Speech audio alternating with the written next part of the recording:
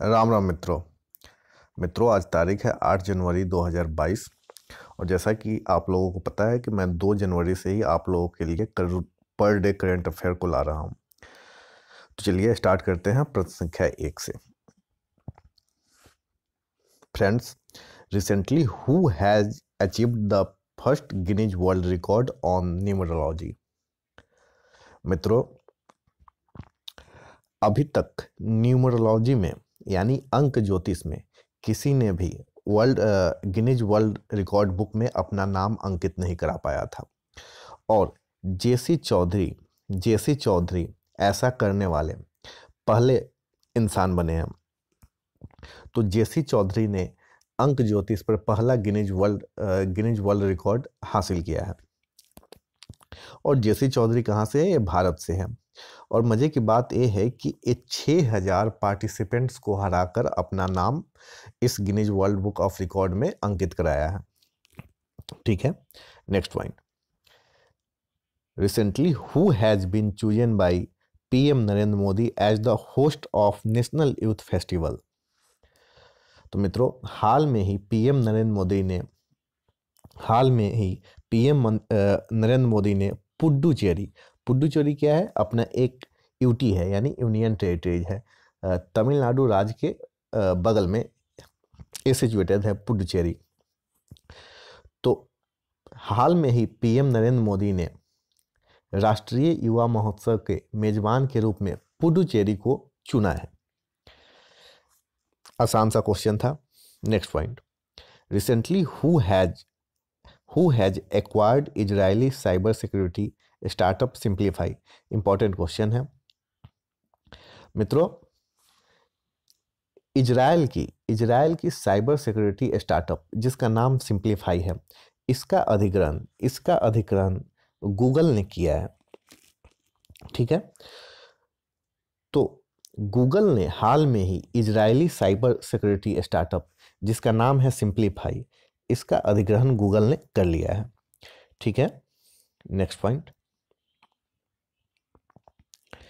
Question number 4। Who has recently launch the world economic outlook 2022? मित्रों, ये world economic outlook एक magazine है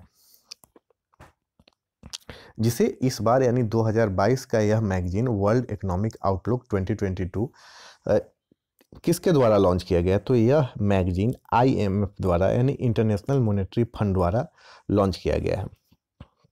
ठीक है, तो आपको याद रखना है, हाल में ही वर्ल्ड इकोनॉमिक आउटलुक 2022 को IMF ने लॉन्च किया है। Next point. Recently which state government has approved one time internet allowance for students? मित्रों,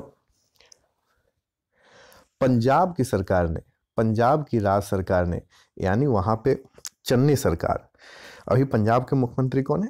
चन्नी। कैप्टन अमरिंदर सिंह के इस्तीफे के बाद पंजाब में चन्नी को मुख्यमंत्री बनाया गया। तो चन्नी सरकार ने हाल में ही पंजाब के जितने भी प्रोफेशनल स्टडी करने वाले स्टूडेंट्स हैं यानी प्रोफेशनल डिग्री को लेने वाले स्टूडेंट्स यानी कि BCA, MCA, BTech, MTech, इन प्रकार के स्टूडेंट्स को एक बार में ही 2000 रुपये इंटरनेट अलाउंस के रूप में दे रही है। ठीक है, तो यह बात आप लोगों को ध्यान रखना है कि हाल में ही पंजाब राज्य सरकार ने छात्रों के लिए वन टाइम इंटरनेट अलाउंस भत्ते को मंजूरी दी है और वो भत्ता कितना होगा? 2000 रुपये का होगा। ठीक है, next point. Who has been honoured with the Mother Teresa memorial award 2021 recently? तो मित्रों, हाल में ही मदर टेरेसा मेमोरियल अवार्ड, इस अवार्ड को आप लोगों को याद रखना है क्योंकि यह अवार्ड याद रह गया तो आंसर आपको याद हो जाएगा। तो मदर टेरेसा मेमोरियल अवार्ड 2021 से किसे सम्मानित किया गया है? तो मित्रों, इसका आंसर हो जाएगा डेनमार्क। डेनमार्क क्या है? डेनमार्क एक देश का नाम है।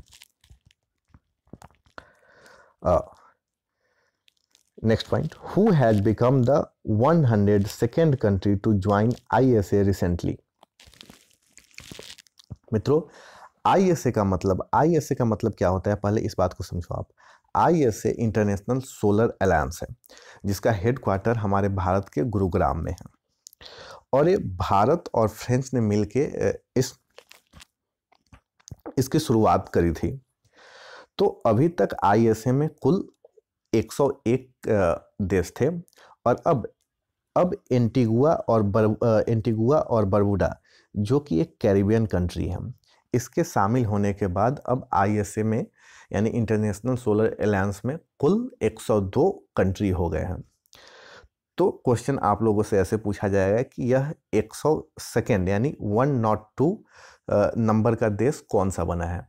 तो एंटीगुआ और बारबुडा आईएसओ को ज्वाइन करने वाला 102वां देश बना है।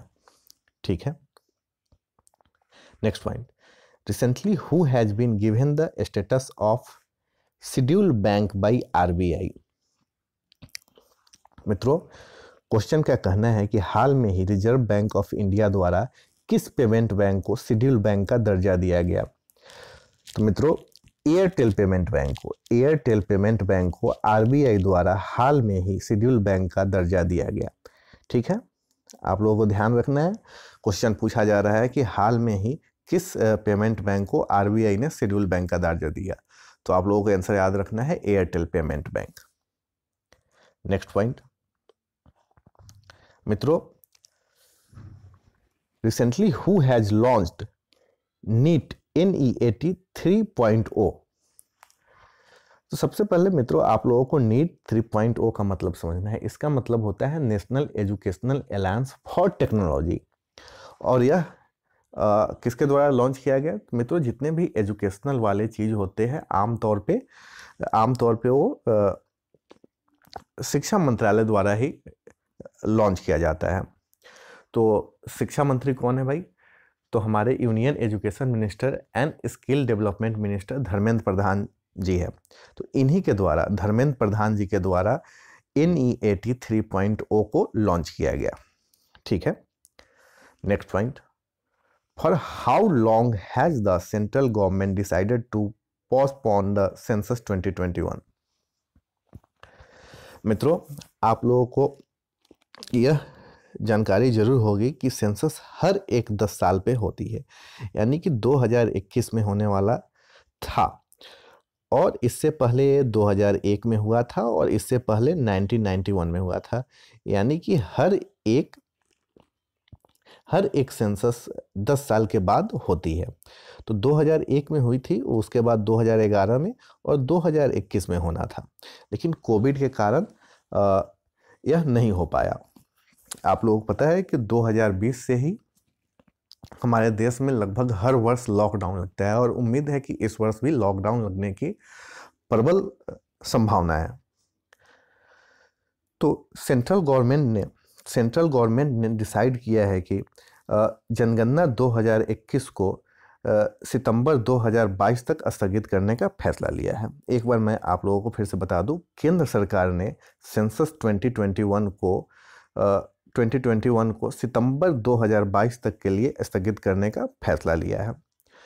मित्रों, ये आज के कुछ महत्वपूर्ण करंट अफेयर थे जो कि आने वाले एग्जाम में पूछे जाएंगे, और जो प्रश्न पूछे जाते हैं वो पढ़ना आप लोगों के लिए काफ़ी इम्पोर्टेंट हो जाता है, क्योंकि देखो अब करंट अफेयर हर एक एग्जाम में पूछा जाता है और इसका वेटेज लगातार बढ़ते जा रहा है। अगर आप किसी भी कॉम्पिटिटिव एग्जाम में बैठते होगे तो इस बात का आपको अंदाज़ा होगा, या मॉक भी लगाते होगे तो यह चीज़ आप लोगों को देखने को मिलता होगा। तो करंट अफेयर तो भाई बहुत इंपॉर्टेंट है, और मैं इसका समाधान आप लोगों के लिए लेकर आया हूँ। रोज़ाना 10 से 12 मिनट का मैं वीडियो बनाता हूँ, और यह सफिशिएंट होता है इंडिया के हर एक गवर्नमेंट एग्ज़ाम के लिए, इंडिया के हर एक कॉम्पिटिटिव एग्ज़ाम के लिए। मित्रों, ये आज के लिए इतना ही। मिलते हैं कल के सेशन में। कल संडे है, फिर भी मैं आप लोगों के लिए 10 महत्वपूर्ण करंट अफेयर के क्वेश्चन लाऊंगा। जय हिंद, जय भारत।